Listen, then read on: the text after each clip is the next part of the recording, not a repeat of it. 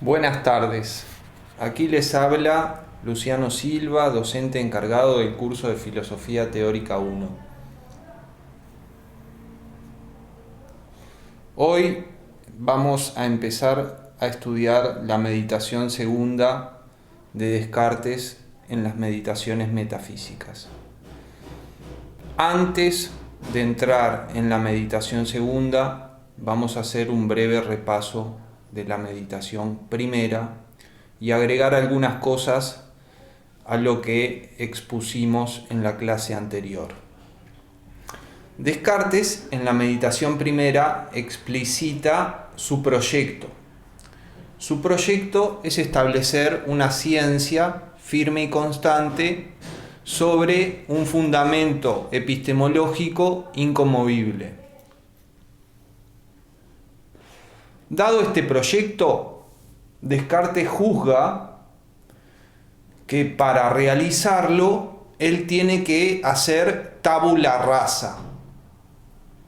¿Qué quiere decir que él tenga que hacer tabula rasa? Quiere decir que él tiene que destruir todas sus antiguas opiniones, arrancarlas de cuajo y comenzar desde los fundamentos, con un fundamento epistemológico inconmovible, a construir la ciencia firme y constante. Entonces, dado este proyecto y dado que Descartes entiende que para emprenderlo él tiene que hacer tabula rasa y empezar de cero, desde los fundamentos, y que para eso él tiene que destruir todas sus antiguas opiniones, él desencadena la duda teórica como instrumento para destruir sus antiguas opiniones. ¿Por qué la duda teórica es un instrumento apto para destruir sus antiguas opiniones? Porque desde un punto de vista racional, Descartes adhiere a la idea de que basta con que una opinión pueda ser puesta en duda para que uno esté justificado en no aceptarla. Entonces, con la duda teórica él va a destruir todas sus antiguas opiniones en el sentido de ponerlas a todas en duda. Y esto, él nos dice, lo va a hacer de forma sistemática. ¿Cómo? Atacando los fundamentos de sus antiguas opiniones. El fundamento principal de sus antiguas opiniones es, como sabemos, la experiencia. Para atacar sus antiguas opiniones fundamentadas en la experiencia, introduce en el desarrollo de la duda teórica, Descartes, el argumento del sueño, que justamente pone en cuestión que las creencias originadas y basadas en la experiencia sean conocimiento, porque para que las creencias originadas y basadas en la experiencia sean conocimiento, se requiere que nosotros seamos capaces de discernir la experiencia de la vigilia de la experiencia del sueño. Pero, según el argumento escéptico del sueño, no somos capaces de hacer este discernimiento. Por lo tanto, las opiniones basadas y originadas en la experiencia no son conocimiento y se puede dudar de ellas.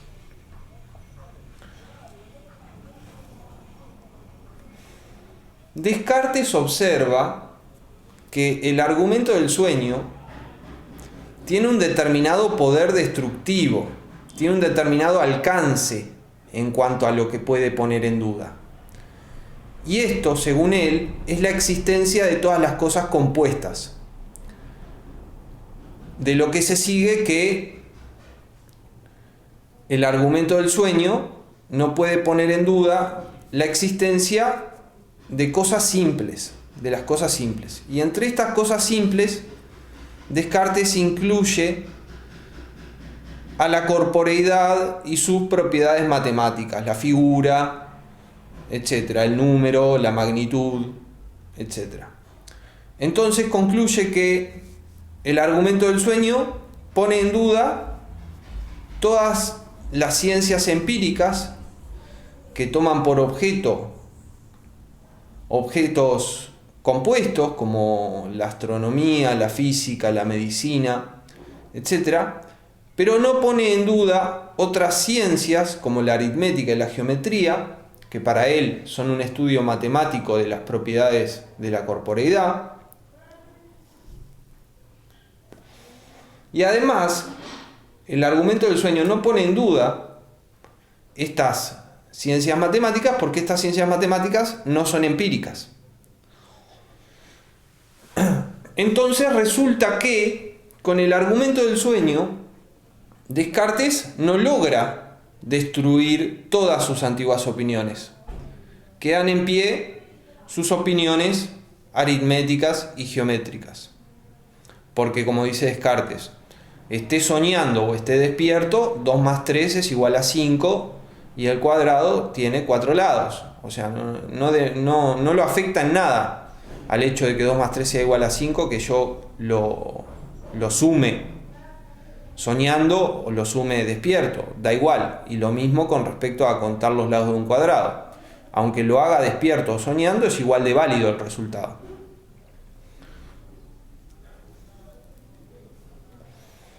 Estas operaciones que él trae a colación, sumar 2 más 3 y contar los lados de un cuadrado, Descartes las considera como ejemplos paradigmáticos de operaciones sumamente fáciles.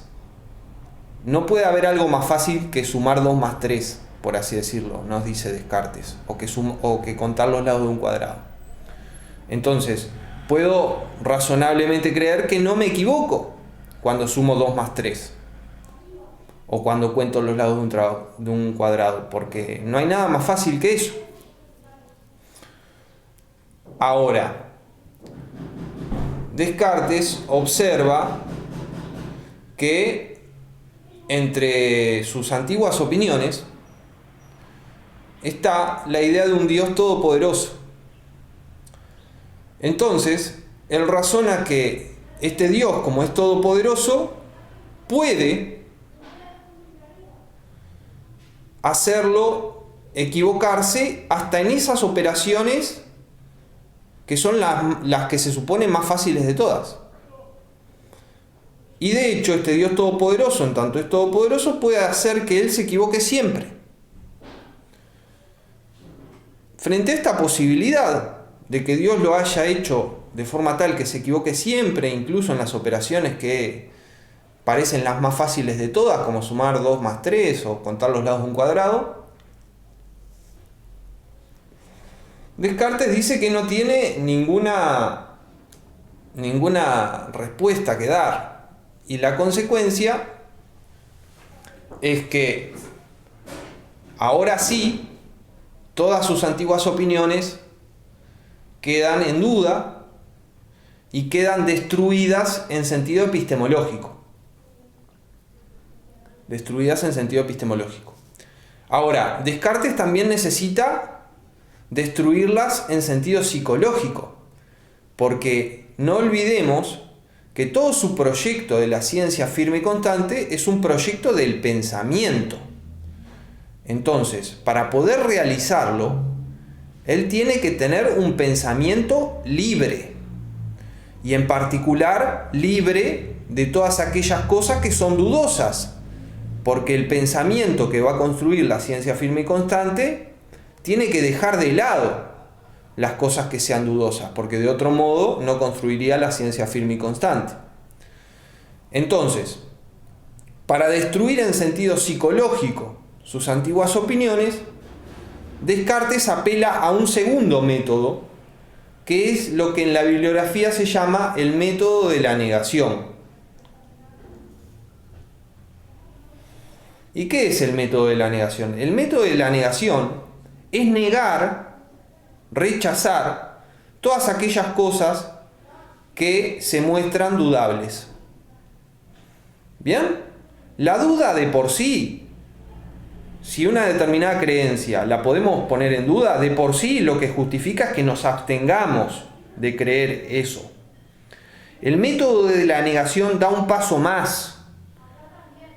Con la duda, no solo en principio nos abstenemos de creer eso, sino que además con el método de la negación lo rechazamos. Y este método de la negación es lo que produce en definitiva la tabula rasa que Descartes necesita hacer en su propio pensamiento para poder construir en él, desde un fundamento inconmovible, la ciencia firme y constante. A su vez, el método de la negación conjugado con el método de la duda teórica va a tener otros resultados que los vamos a explorar en la meditación segunda. Bien, pero baste lo anterior como síntesis o panorama de la meditación primera. Y ahora quiero llamar la atención sobre algunas cosas de la meditación primera. La duda teórica es desarrollada a través de argumentos escépticos. El primer argumento escéptico es el argumento del sueño. El segundo argumento escéptico es el argumento del Dios Todopoderoso o del genio maligno, como quieran llamarlo. Es el mismo argumento.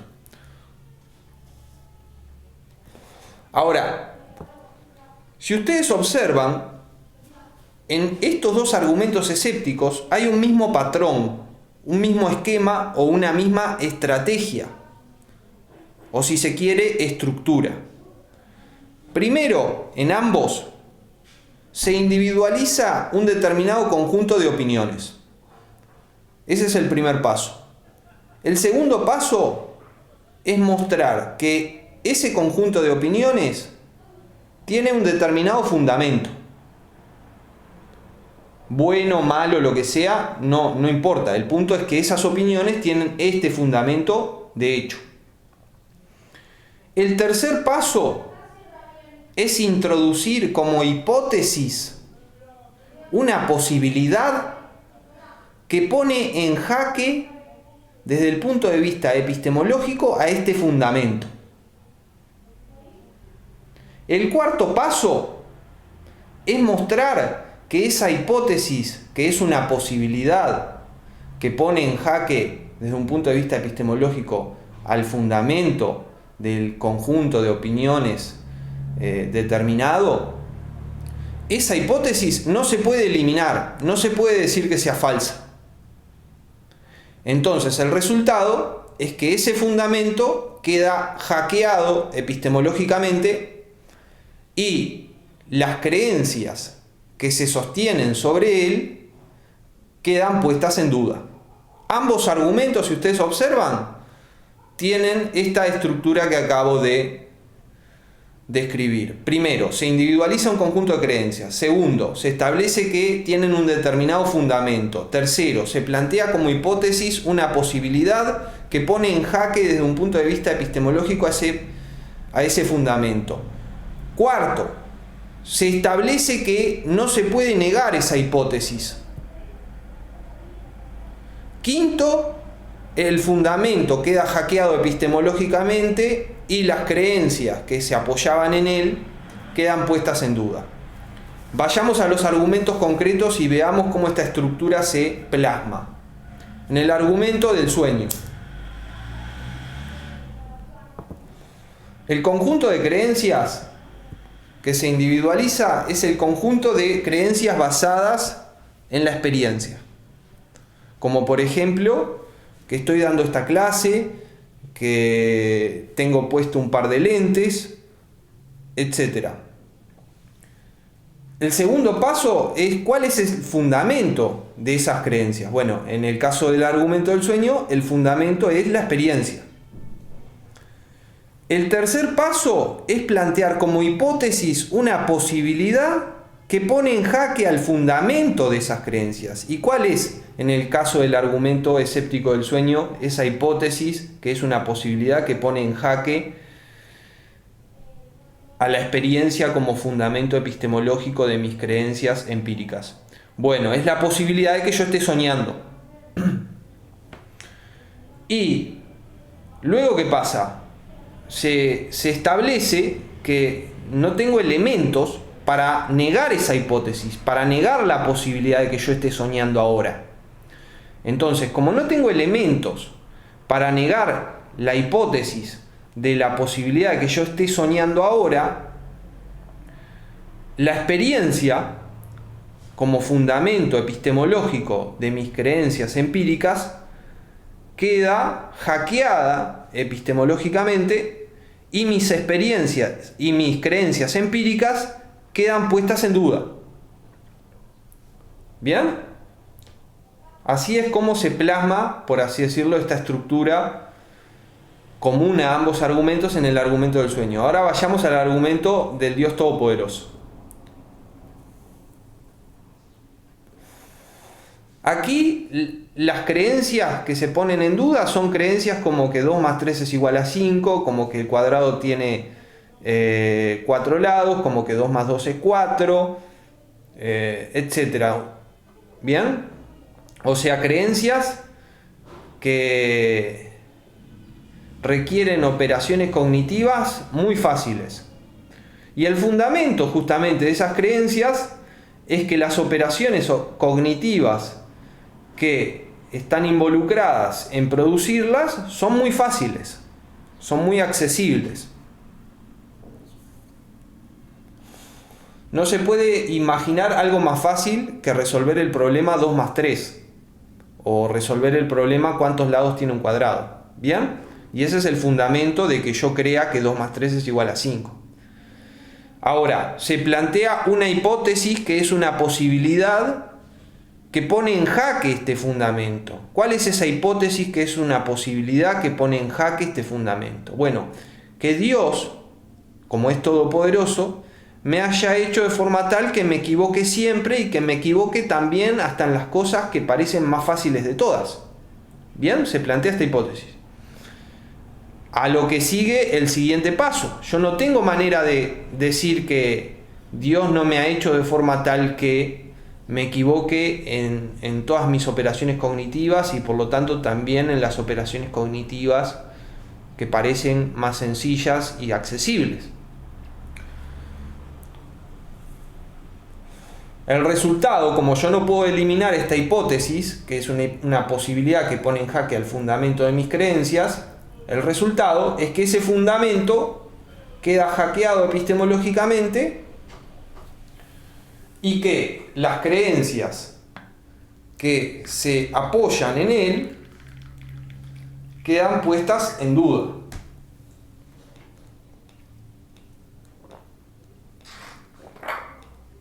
Así como pueden ver, ambos argumentos escépticos de Descartes en la meditación primera responden a una misma estrategia, a un mismo esquema o a una misma estructura. Primero, se individualiza un determinado conjunto de creencias. Segundo, se establece que tienen un determinado fundamento de hecho. Tercero, se plantea como hipótesis una posibilidad que pone en jaque desde un punto de vista epistemológico a este fundamento. Cuarto, se establece que no se puede eliminar esa hipótesis. Quinto, el fundamento epistemológico determinado en cuestión queda hackeado epistemológicamente y por lo tanto las creencias apoyadas en él quedan puestas en duda. Bien, esta estructura, este esquema se repite en ambos argumentos escépticos y me parece interesante que podamos abstraer estas estructuras de los argumentos porque ciertamente contribuye a nuestra comprensión de lo que es un argumento escéptico. Con respecto al argumento del sueño, quiero agregar que hay un argumento parecido, que es primo hermano de él, que es el argumento de los cerebros en cubetas, que propuso el filósofo Hilary Putnam. Y el argumento es el siguiente: ¿cómo sé que no soy un cerebro en una cubeta que está siendo estimulado eléctricamente de forma tal que el resultado es que yo tengo determinadas experiencias y, en fin, ¿cómo sé que no soy un cerebro en una cubeta en vez de una persona que tiene determinadas experiencias, etcétera? ¿Bien? Es primo hermano del argumento del sueño. Y también está el argumento de la Matrix. ¿Cómo sé que no estoy en la Matrix, por así decirlo? Que también es primo hermano del argumento del sueño. Ahora, otra cosa que quiero puntualizar sobre los argumentos escépticos de Descartes en la primera meditación es que cuando ellos introducen la hipótesis escéptica que pone en jaque epistemológico al fundamento del conjunto de creencias en cuestión, esa hipótesis es parte de las antiguas opiniones de Descartes. Por ejemplo, cuando Descartes, en el argumento del sueño, dice: bueno, pero yo soy hombre y tengo la costumbre de dormir y de representarme en sueños tales y cuales cosas, todas esas ideas sobre las que se basa el argumento escéptico del sueño pertenecen a las antiguas opiniones de Descartes, que Descartes quiere destruir. ¿Bien? Y lo mismo pasa en el argumento escéptico del Dios Todopoderoso.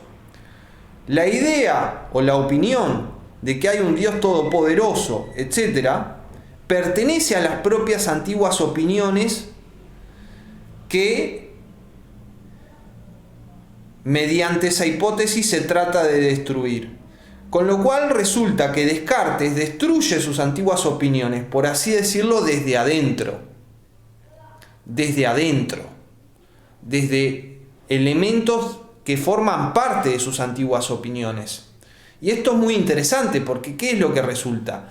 Lo que resulta es que su edificio de creencias que fue construyendo a lo largo de su vida, que constituye su punto de partida, etc., es tan inconsistente epistemológicamente hablando, que cuando uno lo examina un poco, resulta que se desmorona por sí mismo. Eso es lo interesante. ¿Y cómo se manifiesta que este edificio de creencias que Descartes ha ido construyendo a lo largo de su vida y que cree necesario destruir para emprender la tarea de la ciencia firme y constante desde cero, desde los fundamentos, etc.? ¿Cómo se expresa que este edificio colapsa o implota? Bueno, se expresa en que los argumentos escépticos que son usados para destruir todas sus antiguas opiniones se basan en ideas que forman parte de estas antiguas opiniones. Si vamos al caso del argumento del sueño, la idea en cuestión que forma parte de sus antiguas opiniones, que es usada para destruir sus antiguas opiniones, es la idea de que él es un hombre que tiene costumbre de dormir y de soñar, etcétera, etcétera. Y si vamos al argumento escéptico del Dios Todopoderoso, la idea que forma parte de sus antiguas opiniones, que él utiliza para destruir a sus propias antiguas opiniones, es la opinión de que hay un Dios todopoderoso, etcétera, etcétera, etcétera. Entonces me resulta muy interesante hacer esta observación, porque resulta que Descartes destruye sus antiguas opiniones desde adentro, o mejor dicho, pone en movimiento sus antiguas opiniones de forma tal que terminan por colapsar en virtud de que epistemológicamente hablando no estaban bien construidas. Lo que hace Descartes es solo poner a trabajar sus antiguas opiniones de forma tal que imploten, porque sus propias antiguas opiniones son el fundamento de la duda teórica que es usada para destruir a sus antiguas opiniones. ¿Bien? Entonces, lo interesante también es que en esa destrucción de sus antiguas opiniones, también destruye las antiguas opiniones que son usadas para destruir sus antiguas opiniones en los argumentos escépticos dados. ¿Bien? Porque es claro, después de la destrucción de todas sus antiguas opiniones, no queda nada, en principio. Llegamos a cero, llegamos a tabula rasa. Y eso implica que se eliminó la creencia de que él es un hombre y que tiene costumbre de soñar, que era fundamento del argumento escéptico del sueño, y que se eliminó la opinión de que hay un Dios todopoderoso, etcétera, que era fundamento o engranaje de su argumento escéptico del Dios todopoderoso.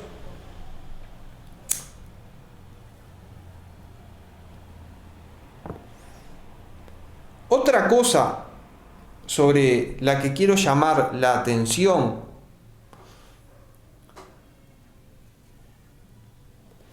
a propósito de los argumentos escépticos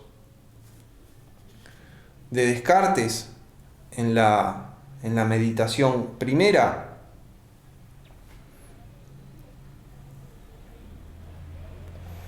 es que ellos ponen en duda creencias en la medida de que llegar a esas creencias implica una mediación,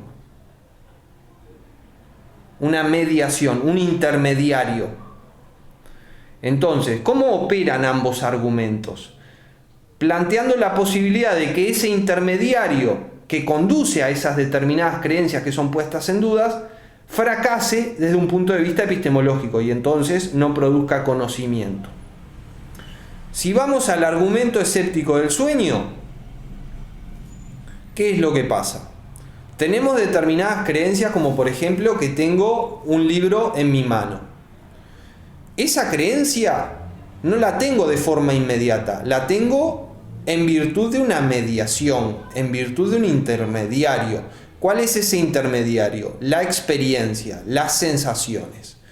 Entonces, ¿cómo opera el argumento escéptico del sueño? No poniendo en duda la existencia del intermediario. No pone en duda que yo tengo la experiencia de que yo tengo un libro en mi mano. Lo que pone en duda es que ese intermediario, esa mediación, sea exitosa desde un punto de vista epistemológico y que por ende produzca conocimiento. Y lo mismo pasa con el argumento del Dios Todopoderoso. Para llegar a creer que 2 más 3 es igual a 5, hay una intermediación, hay una mediación. Yo no llego a creer eso directamente, sino que lo llego a creer a través de la aplicación de una operación cognitiva, en particular la de calcular, más en particular la de sumar.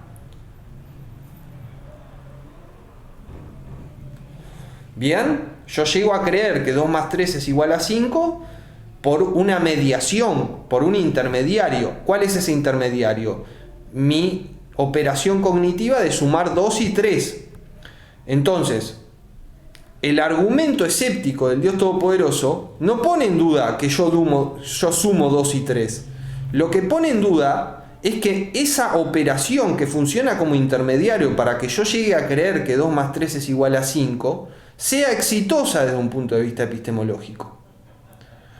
Y esto que estoy señalando sobre los argumentos escépticos de Descartes, a saber que ellos ponen en duda determinadas creencias en función de que no son inmediatamente accedidas, sino accedidas a través de un intermediario, y las pone en duda a través de poner en duda que ese intermediario o esa mediación sea exitosa desde un punto de vista epistemológico para producir conocimiento. Esto es una clave de la duda teórica. Es una clave muy importante de cómo funciona la duda teórica y del límite de la duda teórica y de lo que la duda teórica no puede poner en duda. ¿Bien?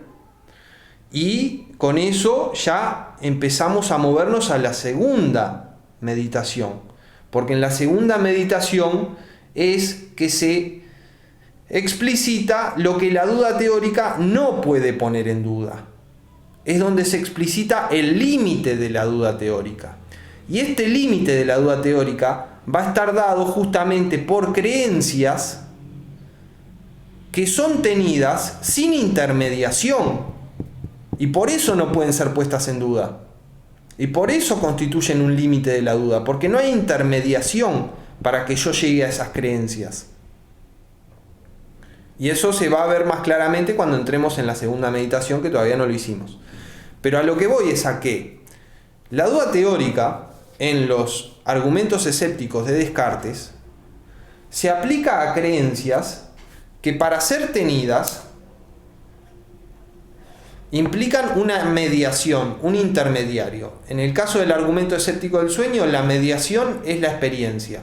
En el caso del argumento del Dios Todopoderoso, la intermediación es mi operación cognitiva de sumar. Entonces, ambos argumentos escépticos no ponen en cuestión la mediación en sí, el intermediario. Lo que ponen en cuestión es que el intermediario, la mediación, en el caso del argumento del sueño, la experiencia, y en el caso del argumento del Dios Todopoderoso, mi operación cognitiva de sumar, lo que ponen en cuestión es que esa intermediación sea exitosa desde un punto de vista epistemológico y pueda conducir a conocimiento. Y así funcionan ambos argumentos. Y esto es central a la duda teórica porque ilumina cómo funciona, pero además ilumina el límite de la duda teórica. ¿Por qué? Porque la duda teórica no va a poder poner en duda aquellas creencias que son tenidas sin intermediación, sin mediación. Y eso es justamente lo que se va a mostrar en la meditación segunda. Bueno, con este repaso y este panorama y estas puntualizaciones, ahora sí podemos introducirnos en la meditación segunda. La meditación segunda, grosso modo, tiene dos partes. La primera parte se la suele llamar con el nombre cogito. Se escribe C-O-G-I-T-O, cogito. Es una palabra latina. Cogito significa pienso. La primera parte, el cogito, en nuestro repartido va desde la página 12 hasta la mitad de la página 15. Y eso es lo que nos va a interesar de la meditación segunda, el cogito. Lo que se conoce como cogito, que es esa parte de la meditación segunda que en el repartido va desde la página 12 hasta la mitad de la página 15. La segunda parte de la meditación segunda que no nos va a interesar es lo que se suele llamar el argumento de la cera, porque Descartes hace una serie de reflexiones a propósito de un pedazo de cera que le traen, etcétera, etcétera. Bueno, eso no nos va a interesar, a nosotros nos va a interesar el cogito, o sea, la primera parte de la meditación segunda, y que, les adelanto, versa sobre los límites de la duda teórica. Entonces, para entrar a la meditación segunda, rebobinemos, recapitulemos un poco y vayamos a la meditación primera de nuevo. Con el argumento del Dios Todopoderoso, Descartes lleva la duda teórica hasta el límite absoluto de lo dudable. No se puede radicalizar más la duda. Con el argumento del Dios Todopoderoso, la duda teórica es desarrollada a ultranza. Se explota todo el poder de la duda teórica. Ahora, como vimos, con el método de la duda teórica, Descartes asocia otro método, que es el método de la negación.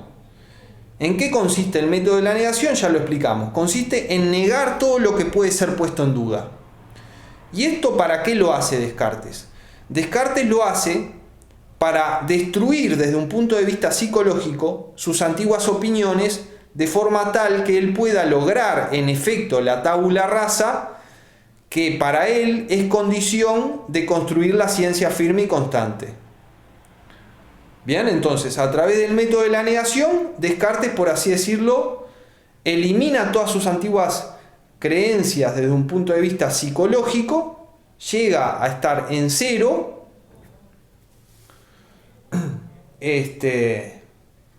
y eso le permite pensar con libertad y además le permite determinada profilaxis epistemológica, en el sentido de que el método de la negación le garantiza que no se le va a colar ninguna opinión dudable en el desarrollo de la construcción de la ciencia firme y constante. ¿Bien? Ahora, El método de la negación conjugado con la duda teórica no solo tiene esta virtud, también tiene la virtud de que permite que la duda teórica muestre aquello que no puede poner en duda. El método de la negación asociado a la duda teórica contribuye en el sentido de que muestra lo que la duda teórica no puede poner en duda. Entonces, aplicando el método de la negación, Descartes niega todas sus antiguas opiniones. Esto implica negar que haya corporeidad, negar que él tenga un cuerpo, negar que exista otra cosa aparte de él, etcétera, etcétera.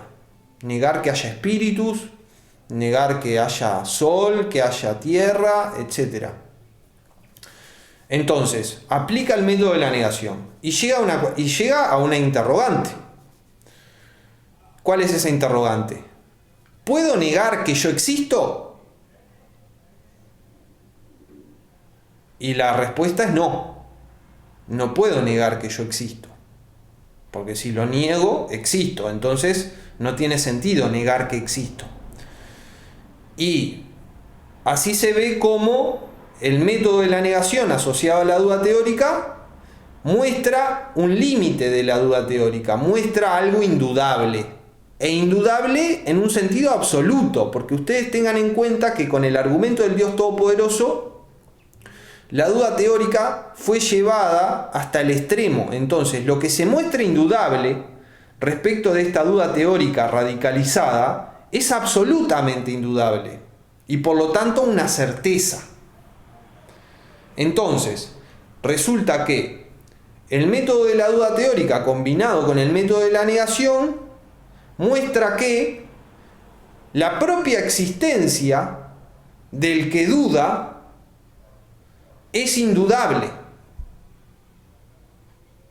Porque si dudo, existo. Es una condición de que pueda dudar que exista. Entonces,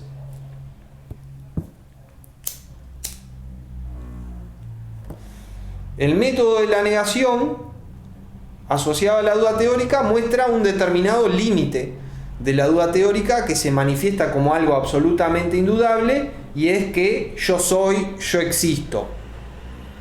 La proposición yo soy, yo existo, siempre que la pienso, es cierta. Y cuando digo cierta, no solo quiero decir verdadero, sino que quiero decir que tengo certeza en sentido epistemológico de ella. Y esto resulta de que no puede ser puesta en duda por la duda. Porque que yo exista es condición de que dude. Es presupuesto de que dude. ¿Bien? ¿Y cómo Descartes llega a que yo soy es una certeza y un límite de la duda? Llega a través del método de la negación. Negando todas las cosas que pueden ser puestas en duda, Descartes llega a la interrogante. ¿Puedo negar que yo exista? Y lo que se ilumina de repente, y aquí entra la famosa luz natural de la que Descartes luego va a hablar, y que les adelanto, la luz natural es un primo, es un familiar de lo que Platón llama nous. ¿Bien? Para que vayan haciendo paralelismos entre Platón y Descartes, que hay muchos. Yo hago una lectura platónica de Descartes, les anticipo. Bueno, resulta que se le plantea ese interrogante, si en el desarrollo de la aplicación del método de la negación puedo negar que yo exista, de la misma manera que negué que existieran cuerpos, que existieran espíritus, que existieran otras cosas, etc. Si puedo negar que yo mismo exista. Y se ilumina que no. La luz natural muestra que no puedo negar que yo exista. Y es claro, porque si niego que yo exista, para negarlo yo tengo que existir.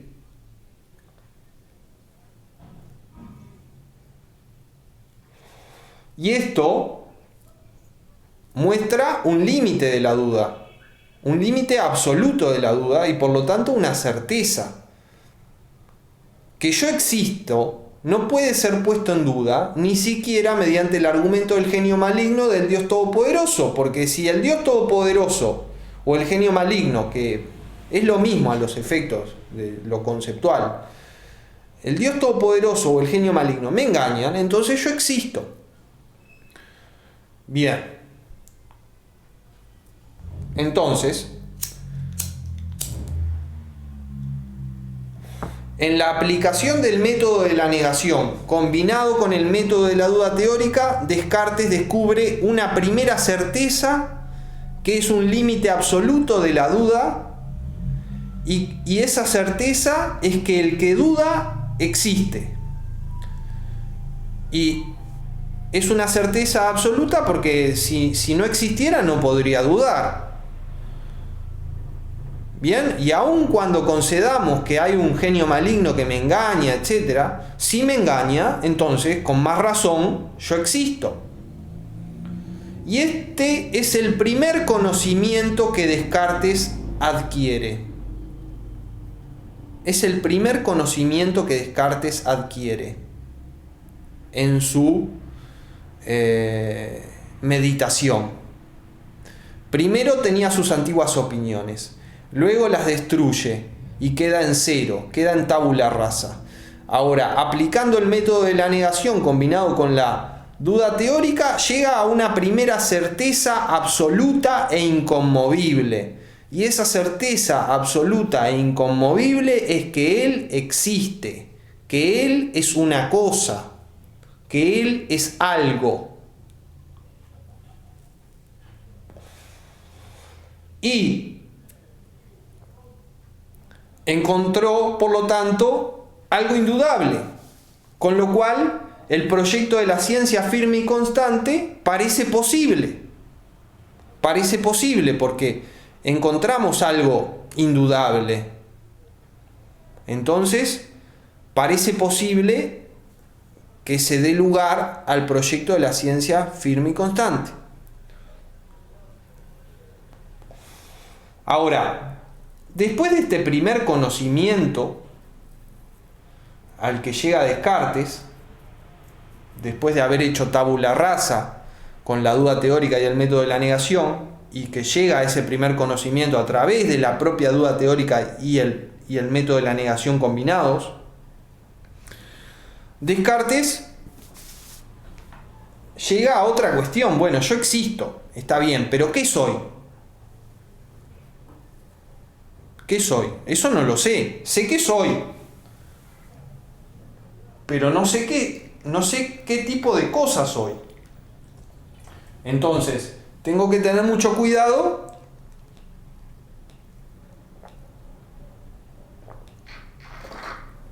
para no confundir otra cosa conmigo y de esa forma arruinar ese primer conocimiento, esa primera certeza que resulta, como dije, del propio desarrollo de la duda teórica a ultranza combinada con el método de la negación. Entonces, Descartes se propone investigar qué es Él. Y para investigar qué es Él, qué tipo de cosa es Él, que ya sabe que es una cosa, Descartes de nuevo va a apelar a la duda teórica combinada con el método de la negación. Con lo cual vemos que la duda teórica combinada con el método de la negación es un dispositivo ahora metodológico para construir conocimiento. Con lo cual el escepticismo y la duda teórica muestra otra cara que tiene en el método cartesiano. La primera cara que vimos del escepticismo en el método cartesiano es la cara destructiva. Es cuando en la meditación primera Descartes usa la duda teórica, el escepticismo, para destruir todas sus antiguas opiniones. Ahora, en la meditación segunda, la duda teórica, el escepticismo radical, combinado con el método de la negación, tiene otra cara. Y es donde la duda teórica y el escepticismo como método es usado para construir conocimiento en sentido fortísimo. En sentido fortísimo. ¿Por qué? porque se va a usar la duda teórica para establecer su límite absoluto e iluminar qué es lo que queda detrás de ese límite. Entonces, la duda teórica sirve para conocer lo indudable, en la medida de que se asocia al método de la negación. Sirve para conocer lo absolutamente indudable. Y el primer conocimiento absolutamente indudable que la duda teórica facilita en esta segunda función metodológica que tiene, es la certeza de que yo existo. Yo, como dudo, existo. Si no existiera, no podría dudar, no podría ser engañado por el genio maligno, etc. Por lo tanto, existo. Entonces, se plantea el problema de, bueno, ¿qué cosa soy yo? Ahora que sé que soy. Y para determinar qué cosa es él, Descartes va a seguir apelando a la duda teórica asociada con el método de la negación como método. Y esto le va a permitir utilizar a la duda teórica para iluminar lo que queda más allá de su límite y que por lo tanto es absolutamente indudable y completamente cierto. Y esto que se ilumina como absolutamente indudable y completamente cierto es algo que Descartes conoce a través de la luz natural. Y como ya les dije, la luz natural cartesiana es primo hermano del nous platónico. Es la razón, ¿bien? La razón pura, digamos. Por eso el libro de Bernard Williams se llama Descartes, el proyecto de la investigación pura. Porque la luz natural justamente es esa racionalidad pura. Entonces, ¿cómo Descartes va a investigar qué cosa es él, qué tipo de cosa es él, apelando a la duda teórica y al método de la negación como método? Bueno, de esta forma. Descartes va a traer a colación lo que él antes solía creer que él era, y de eso va a restar, va a eliminar todo lo que puede ser puesto en duda. Y ahí ven cómo se aplica el método de la duda en combinación con el método de la negación. Va a restar de su antigua concepción de sí mismo, de su antigua autoconcepción, de su antigua autoimagen o autocomprensión, todo aquello que puede ser puesto en duda, y lo que quede será su comprensión de lo que él es. Entonces, Descartes se pregunta, y bueno, ¿yo qué creía ser antes? Un hombre. Bueno, ¿y qué voy a decir que es un hombre? ¿Acaso que es un animal racional? La definición de hombre como animal racional, ustedes saben que se remonta a Aristóteles y es la oficial de la tradición escolástica, etc. Descartes dice que no, que él no va a definirse como animal racional porque eso lo llevaría a perderse en un sinfín de sutilezas, etcétera, etcétera. Con lo cual vemos que ya marca distancia respecto de la tradición escolástico-aristotélica. Entonces, lo que Descartes va a hacer es considerar que él era un hombre, efectivamente, pero su concepción de sí mismo como hombre la va a pautar, la va a establecer en función de las creencias acerca de sí mismo que antes nacían de forma natural y espontánea en su vida. Entonces, lo que Descartes va a hacer es, para investigar qué tipo de cosa es él, va a traer a colación su autocomprensión espontánea que él antes tenía, y va a restar o a quitar o a eliminar de esta autocomprensión todo lo que puede ser puesto en duda. Y aquí vemos cómo se asocian el método de la duda teórica con el método de la negación, porque el método de la negación es lo que elimina y el método de la duda es lo que pone en duda. ¿Bien? Entonces, ¿en qué consistía esta autocomprensión que Descartes tenía de sí mismo antes de la duda teórica, y que Descartes va a pasar por el tamiz de la duda teórica y del método de la negación de forma tal que solo quede lo absolutamente indudable. Bueno, en esta autocomprensión Descartes creía que él tenía rostro, que él tenía brazos, que él tenía piernas, que él tenía un cuerpo, para decirlo de forma sintética, un cuerpo que tenía determinada forma,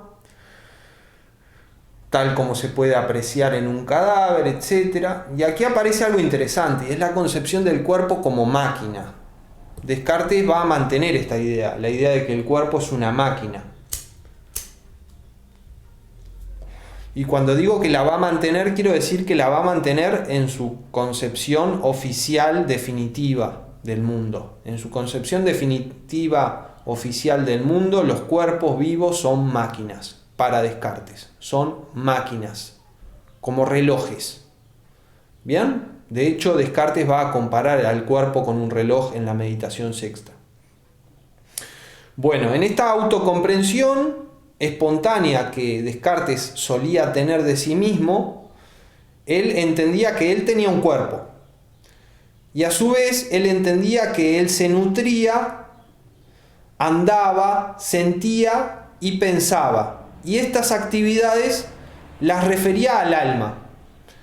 Y Descartes decía que él no tenía un concepto claro del alma.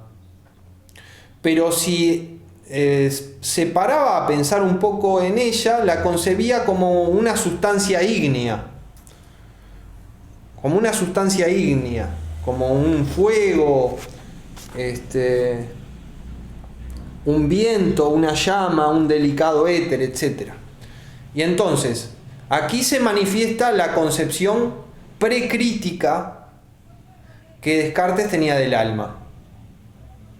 ¿Y por qué digo precrítica?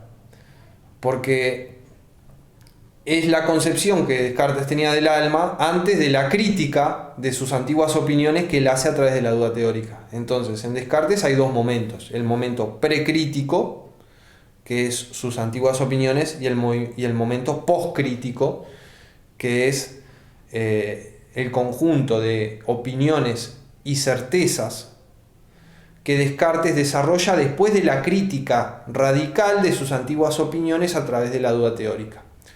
Entonces, en su concepción precrítica del alma, que forma parte de esta autocomprensión espontánea de sí mismo que él tenía antes de la duda teórica, al alma se asocia el nutrirse, la capacidad de moverse, la sensación y el pensamiento, y se la concibe vagamente como una especie de sustancia ígnea. ¿Bien? Entonces, cabe hacer algunas puntualizaciones sobre esta concepción precrítica del alma de Descartes. Primero, en cuanto Descartes concibe que al alma, en su concepción precrítica, está asociada el nutrirse, el andar, el sentir y el pensamiento, Descartes está conectando con la concepción aristotélica del alma. ¿Bien? En su concepción precrítica del alma, en función de que asocia al alma el nutrirse, el andar, el sentir y el pensar, Descartes tiene una conexión con la concepción aristotélica del alma. Ahora, cuando Descartes dice que se imaginaba al alma como una especie de sustancia ígnea repartida por el cuerpo, sustancia ígnea de tipo del fuego, o como un aire, un vapor, etc., Descartes conecta con otra tradición en la concepción del alma, que es la heraclitiana estoica, por así decirlo. Heráclito es el que introduce la idea de la concepción del alma como un fuego, y los estoicos lo van a seguir. Entonces, lo que podemos ver es que esta comprensión precrítica del alma que tenía Descartes es lo que se dice ecléctica. ¿Por qué? Porque mezclaba partes de la concepción aristotélica del alma con partes de la concepción heraclitiana estoica del alma. ¿Bien? Bueno, Descartes después sigue, dice, bueno, y si yo tuviera que definir lo que era un cuerpo, diría que un cuerpo es todo lo que tiene una figura, que puede ocupar un espacio y excluir de esa forma todo cuerpo, que puede ser percibido a través de los sentidos, etc. Pero, y además que se puede mover si otra cosa choca a ese cuerpo, porque yo entiendo, dice Descartes, o entendía que los cuerpos por sí mismos no tienen la capacidad ni de moverse por sí mismos, ni de sentir, ni de pensar, etc., porque todo eso pertenece al alma. Entonces, en la concepción, en la autocomprensión espontánea que Descartes tenía de sí mismo, él era dualista. Por un lado, pensaba que tenía un cuerpo, que era una máquina, etc., que tenía determinadas propiedades, como por ejemplo la figura, el ocupar un espacio, el ser perceptible a través de los sentidos, etc. Y además, él tenía un alma, que era una especie de sustancia ígnea, a través de la cual él podía usar el cuerpo para andar, y él se nutría, y él sentía, y él pensaba.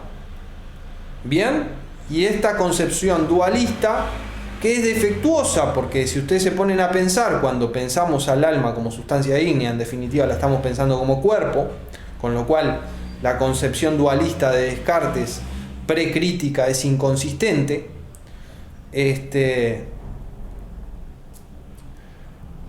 Bueno, esta es la concepción precrítica de Descartes de sí mismo, y lo que va a hacer ahora es pasarla por el tamiz de la duda teórica y por el método de la negación, y entonces va a eliminar de ella todo aquello que pueda ser puesta en duda, que pueda ser puesto en duda. Entonces, la existencia de la corporeidad en general, y por lo tanto también la existencia del cuerpo de Descartes, queda puesto en duda con el argumento del Dios Todopoderoso. Por lo tanto, esa parte de la autocomprensión espontánea precrítica de Descartes queda eliminada. Descartes va a negar que él tenga cuerpo. Y recuerden que esta negación es metodológica. Descartes después va a afirmar que tiene cuerpo, pero ahora lo niega por razones metodológicas, que ya expliqué. Bueno, siguiendo, ahora pasando al alma. Si puedo poner en duda que yo tenga cuerpo, entonces puedo poner en duda que yo me nutra, que yo ande y que yo tenga sensaciones a través de este cuerpo. Y por lo tanto, con el método de la negación, puedo negar que yo me nutra, puedo negar que yo ande y puedo negar que yo tenga sensaciones a través de este cuerpo. ¿Bien? Entonces, de su autocomprensión precrítica, lo único que queda hasta aquí es que él es un alma que piensa. Y llegado a este punto, Descartes concluye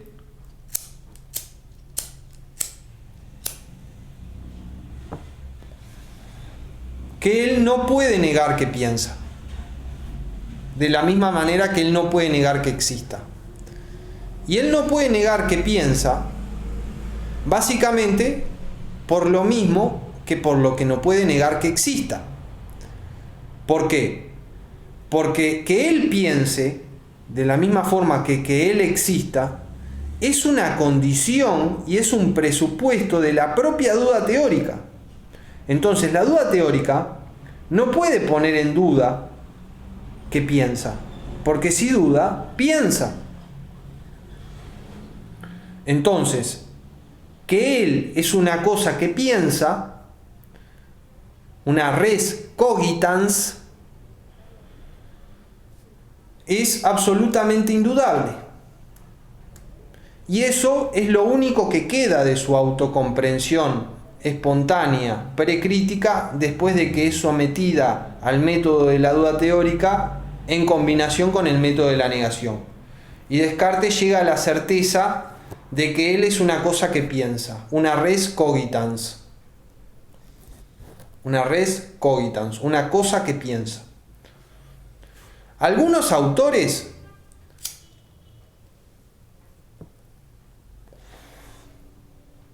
han aceptado que Descartes tiene derecho a decir que él existe y que Descartes tiene derecho a decir que él piensa, pero han objetado que él tenga derecho a decir que él es una cosa que piensa, o, dicho de forma más precisa, que él tenga derecho a decir que es una cosa o sustancia.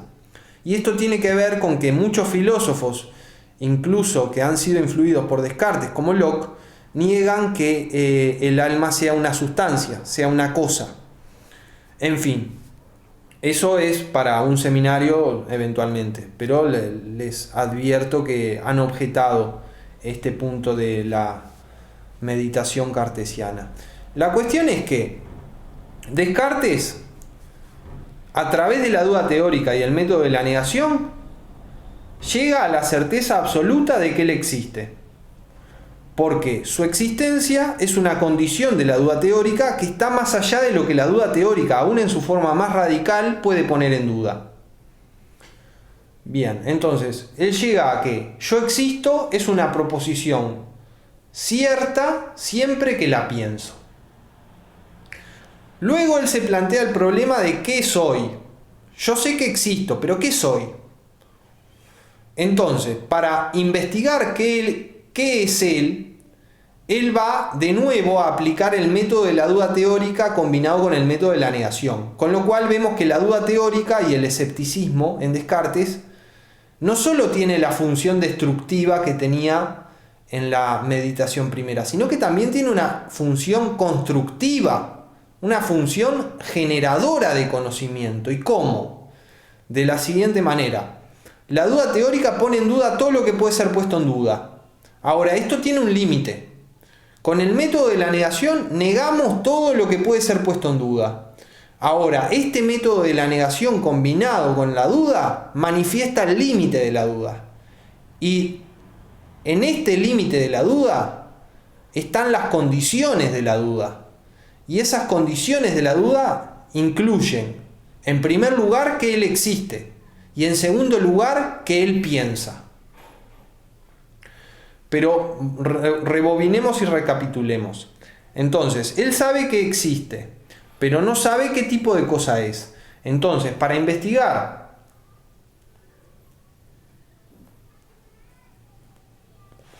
qué tipo de cosa es, él va a aplicar el método de la duda teórica combinado con el método de la negación de la siguiente manera. Trae a colación su autocomprensión espontánea, precrítica, y va a eliminar todo aquello que puede ser puesto en duda. En su autocomprensión espontánea, precrítica, él se concebía a sí mismo como teniendo un cuerpo y como siendo un alma. Y en cuanto a alma, se concebía como una sustancia ígnea, dotada de la capacidad de nutrirse, de andar, de sentir y de pensar. Ahora, resulta que con el argumento del Dios Todopoderoso, la existencia de la corporeidad y por lo tanto la existencia del cuerpo de Descartes queda puesta en duda, como ya sabemos. Por lo tanto, eliminamos de la autocomprensión espontánea precrítica de Descartes el que él tenga un cuerpo. Pasemos ahora a examinar si pertenecen a él aquellas cosas que él asociaba precríticamente al alma. Bueno, si no hay cuerpo, evidentemente él como alma no es una sustancia ígnea, no es un éter, no es una llama, etc. Y a su vez, si él no tiene un cuerpo, entonces su alma no tiene las funciones de nutrirse, de andar y de sentir. Entonces, lo único que queda es el atributo de pensar. Y la cuestión es, ¿Descartes puede poner en duda que piensa? Si Descartes puede poner en duda que piensa, entonces lo puede negar. Y si lo puede negar, entonces no es una certeza absoluta. Pero resulta que ni lo puede poner en duda ni lo puede negar. Con sentido. Porque si lo negara, lo estaría confirmando. Estaría confirmando que piensa. Si él negara que piensa, confirmaría que piensa. Por así decirlo, la negación de que uno piensa se autorrefuta. Porque para poder uno negar que piensa, tiene que pensar.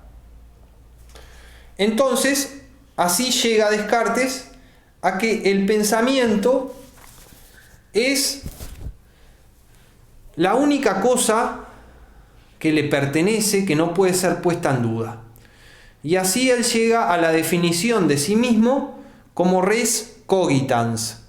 Res cogitans significa cosa que piensa en latín. ¿Bien? Entonces, yo existo, pero ¿cuánto existo? Bueno, mientras piense, porque podría ocurrir que si yo dejara de pensar, dejara de existir. A su vez, podría ser que yo, que soy una cosa que piensa, fuera un cuerpo.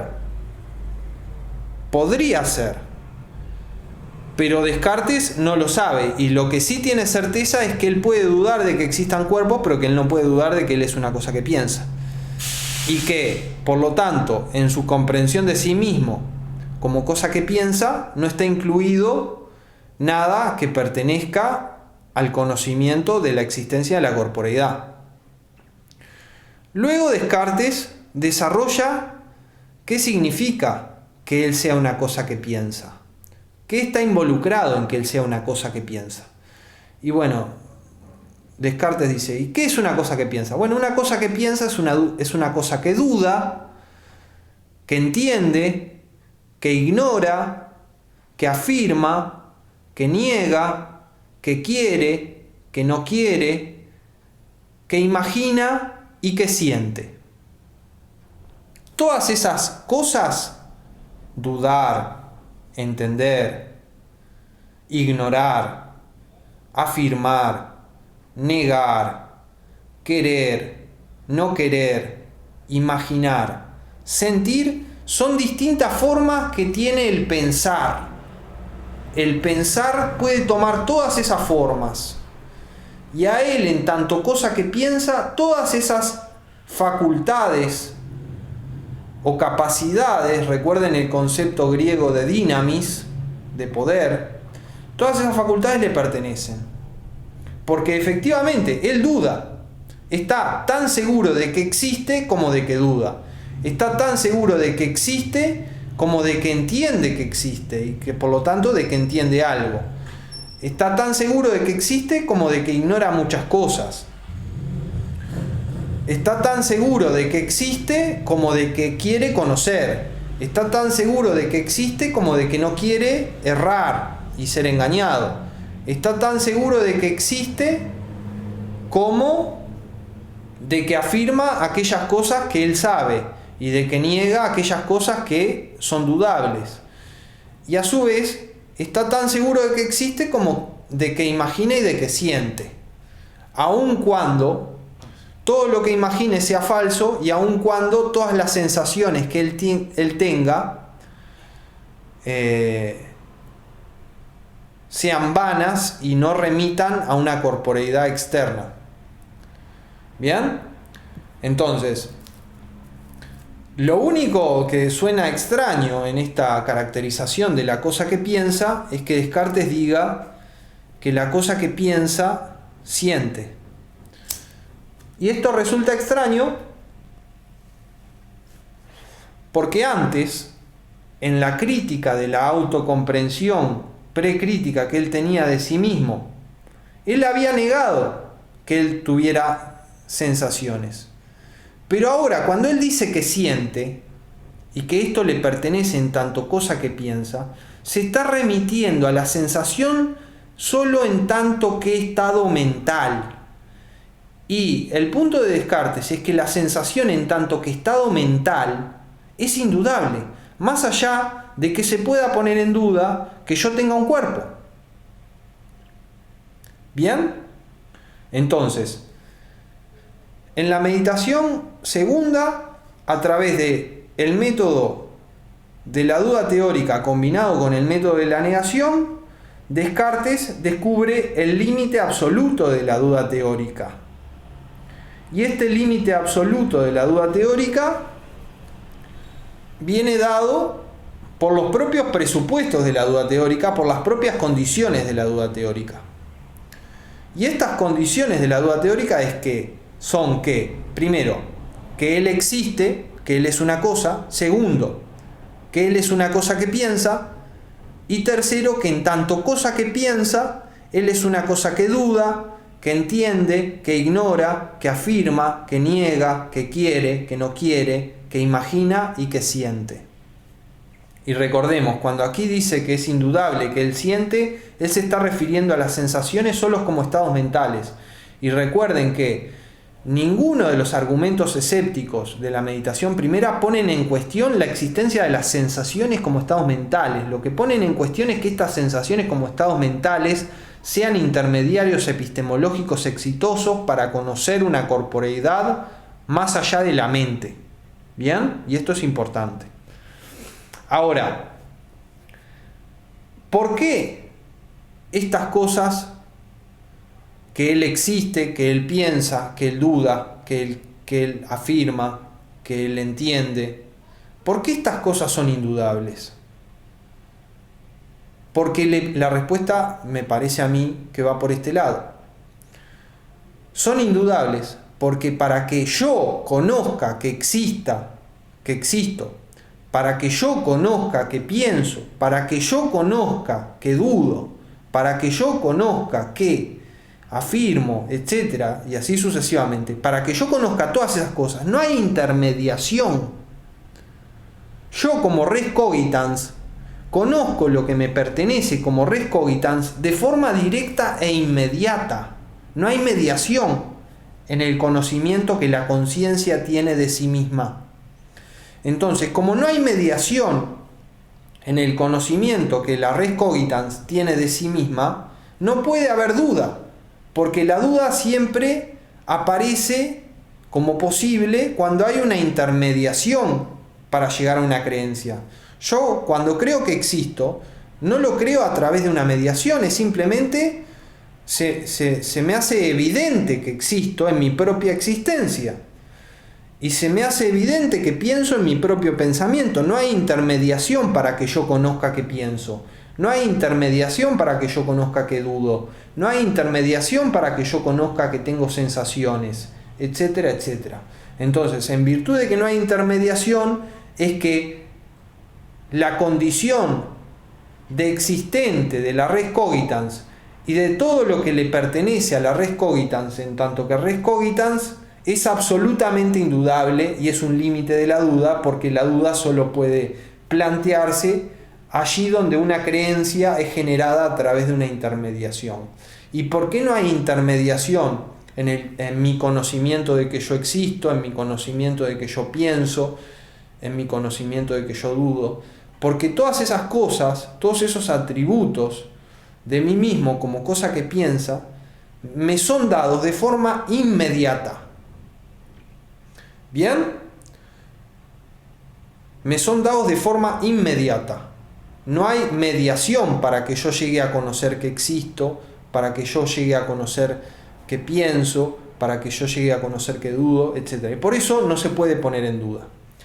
Ahora, con el concepto de yo como res cogitans, Descartes hace o empieza a hacer un aporte absolutamente sustancial para toda la filosofía posterior. Y de esto no hablé en la clase pasada porque me parecía mejor dejarlo para esta y para las siguientes, porque justamente lo haría entrando en tema. La cuestión es que Descartes llega a una concepción de la mente y del yo como res cogitans que va a marcar un antes y un después en la historia de la filosofía. ¿Bien? Y esa concepción de la mente plantea que la mente es una entidad incorpórea que tiene determinados contenidos a los que accede de forma inmediata y por lo tanto de forma indudable. Y entonces la conciencia para la autoconciencia se muestra como lo absolutamente indudable. Entonces el problema va a ser cómo la mente conoce lo que está fuera de la mente. Porque lo que la mente tiene adentro de sí misma, por así decirlo, lo conoce de forma inmediata y entonces no hay ningún problema escéptico, no hay ninguna duda posible. La duda se plantea en aquello que la mente conoce respecto de lo que está afuera de la mente y no es contenido de la mente. Bueno, esta concepción de la mente cartesiana que empieza a alumbrarse en esta idea del yo como res cogitans, que conoce inmediatamente, que piensa, que existe, que duda, que afirma, que niega, etc., va a ser un aporte sustancial a la filosofía moderna y contemporánea que va a influir tanto en la rama empirista británica a través de Locke, Berkeley y Hume, como en la línea racionalista de Leibniz, Spinoza, etc., y que también va a incidir en el propio Kant. Y bueno, y hasta la filosofía contemporánea. De hecho, lo más novedoso de la filosofía contemporánea es combatir la concepción cartesiana de la mente que estamos empezando a estudiar. Porque hasta ahora lo que conocemos de la concepción cartesiana de la mente es que el yo es una res cogitans y que tiene determinados atributos como pensar, y que este pensar se puede plasmar de distintas formas como dudar, conocer, ignorar, afirmar, negar, etc. Y que todo esto es accedido inmediatamente por la mente. ¿Bien?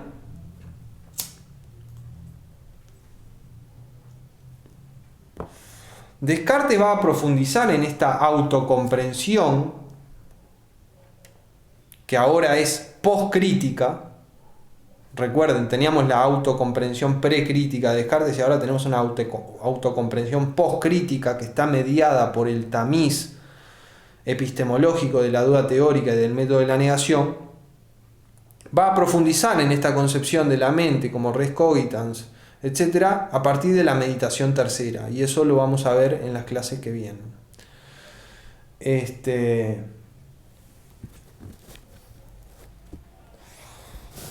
A modo de cierre, quiero recapitular sobre una cosa.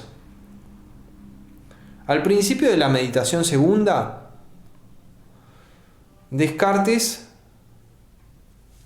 hizo tabula rasa y está completamente sumido en las dudas planteadas a través del escepticismo de la meditación primera.